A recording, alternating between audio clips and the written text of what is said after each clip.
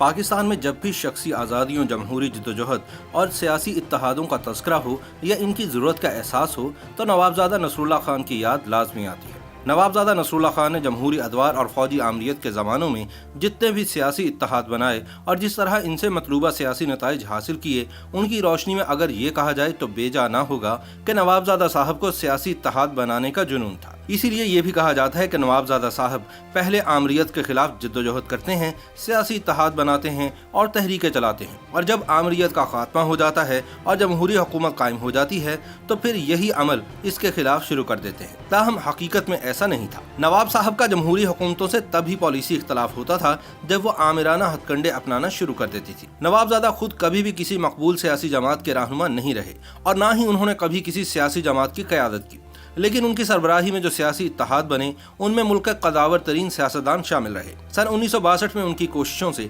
General Ayub Khan के खिलाफ मोहतरमा फातिमा जिन्ना के हक में अपोजिशन का इत्तेहाद नेशनल डेमोक्रेटिक अलायंस वजूद में आया। अयूब खान के खिलाफ उनकी मुसलसल जद्दोजहद ने ही अयूब खान को गोलमेज कॉन्फ्रेंस के इनेकाद पर मजबूर किया। नवाब साहब उस इत्तेहाद के कन्वीनर थे।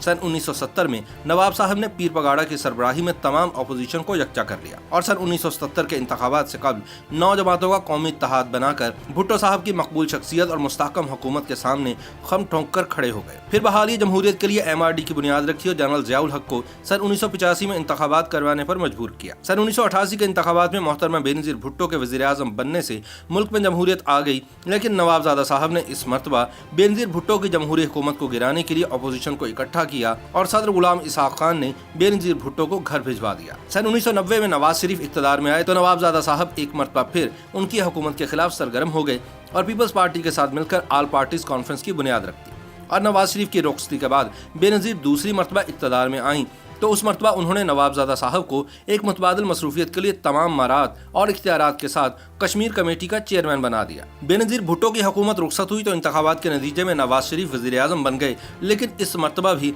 वह नवाबज़ादा साहब के सियासी इत्तेहाद का निशाना बने। सन 1999 में जब मुशर्रफ ने नवाज शरीफ के हाथों बतौर आर्मी चीफ बरतरफ होने के बाद बगावत करके फौजी हुक्मरान के तौर पर इक़्तिदार संभाला तो नवाबज़ादा साहब ने बेनज़ीर भुट्टो और नवाज शरीफ को एक ही प्लेटफॉर्म पर इकट्ठा करके alliance for restoration of democracy यानी ARD के नाम से बहाली जमहूरियत के लिए इत्तेहाद बनाया। नवाबज़ादा नसरुल्लाह खान ARD के चेयरमैन बन गए और इन्होंने बैक वक्त 2 ओहदे अपने पास रखने पर जनरल मुशर्रफ की जबरदस्त मुखालफत की। मुशर्रफ ने नवाबज़ादा नसरुल्लाह खान को मुज़ाकरात की दावत दी, लेकिन नवाबज़ादा ने इनकी पेशकश मुस्तरद कर दी और ये कहा कि वो इसी सूरत मुज़ाकरात कर सकते हैं अगर जनरल मुशर्रफ वर्दी उतार दे। अफसोस की बात यह है कि तमाम उम्र जमहूरियत के लिए जद्दोजहद करने वाले नवाबज़ादा नसरुल्लाह खान का इंतकाल 26 सितंबर सन 2003 को एक आमिर जनरल परवेज मुशर्रफ के दौर में हुआ। बाबा जमहूरियत नवाबज़ादा नसरुल्लाह खान का इंतकाल उस हालत में हुआ कि उनके दिल के साथ पेसमेकर लगा हुआ था और इस्लामाबाद अस्पताल के जिस कमरे में वो ज़ेरे इलाज थे वह उनकी ज़िंदगी के आखिरी सियासी इत्तेहाद के रस्मी और गैर रस्मी इजलास जारी थे। डॉक्टर्स की हिदायत और अहले खाना की मर्जी के खिलाफ वो ये इजलास करवा रहे थे।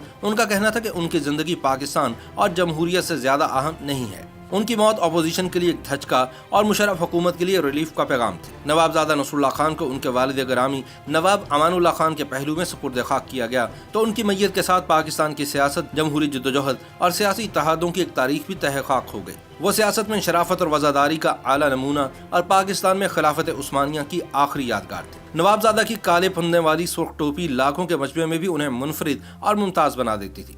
ये टोपी तुर्कों और खिलाफत उस्मानिया के साथ उनके दिली और दायमी ताल्लुक़ का इजहार थी। सलीके और एहतमाम से सिली हुई उनकी अचकन और हर चीज़ की वज़ादार और रिवायत पसंद अशराफिया की निशानी थी, जिसके नीचे कलफ लगा शलवार कुर्ता पंजाब के ज़मींदारों की याद दिलाता था। सख्त गर्मी में जब अचकन पहनना मुमकिन न होता तो वह जनूबी पंजाब का मखसूस कंठीदार और पफ शोल्डर वाला सफ़ेद कुर्ता इस्तेमाल करते। उन्हें रंगीन शलवार कमीज़ के साथ शायद कभी किसी ने न देखा हो।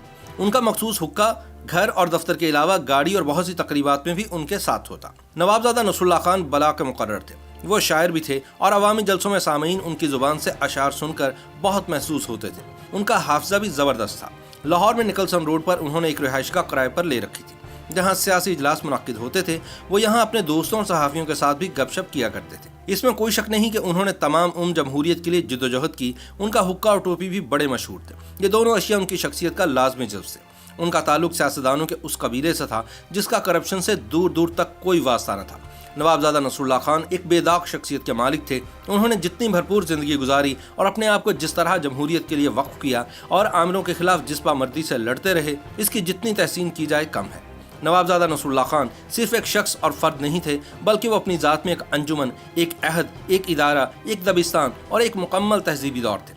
बाजार सियासत की चहल पहल कल भी बरकरार थी, आज भी बरकरार है और आइंदा भी बरकरार रहेगी। इसके बावजूद इस बाजार के सयाहों को बरसों और अशरों तक रह रह कर नवाबजादा नसरुल्लाह खान की याद आती रहेगी। किसी ने सच ही तो कहा था कि नवाब साहब अपनी वजह के आखिरी सियासतदान थे।